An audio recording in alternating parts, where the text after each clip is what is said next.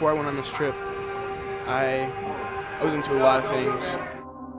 I really didn't care too much about anybody else except for me. And like when I was in high school, I was so persuaded easily.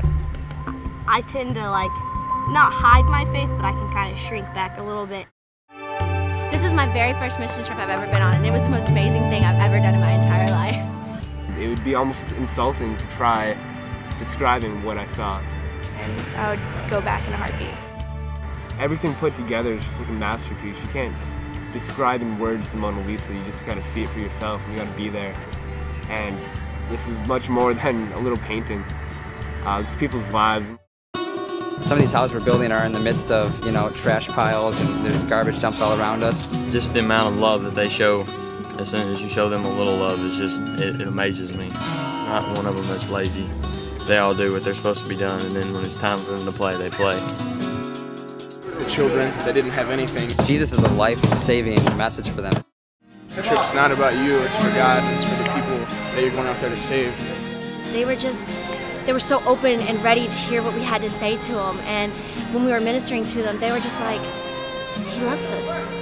He loves us. They never knew. They never knew that God, who created the whole entire universe, loved them. He wanted God. You could see it in his eyes. I've never seen anybody so hungry for God before. So they're so receptive to the gospel. I read them the story of the prodigal son and then explained to them like what the story meant. And after that, they asked if they had any prayer requests, and the lady was like, yes, we want to pray the prayer of salvation.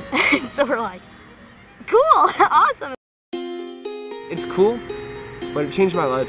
I've been changed on this trip. It just changed me. This trip just dramatically changed my life. That really changed me because it was just like, wow, I'm going to come home bold. I'm not going to be timid anymore. I know that I can tread on scorpions, I can tread on lions, I can tread on snakes. I have the power of God in me. Every time I opened my Bible in my quiet time, it seemed like every verse was strength, strength, strength, strength. Strength in God. I think that's the biggest thing I'm going to take and remember. I feel like I'm better at witnessing, and I can take that to my college campus now. That 2 months in Africa showed me a lot about who God is and his heart for people, and just how blinded I was in Western culture. Like, I go to Africa and everything's so heartfelt, and so everybody's so hungry for God, and it made me more hungry for God. I don't want to walk in what I used to walk in. I don't want to do the things I used to do. I have no desire for it. I just want to follow God. I'll see different actions in my life, and I'll be like, well, Ben's changed.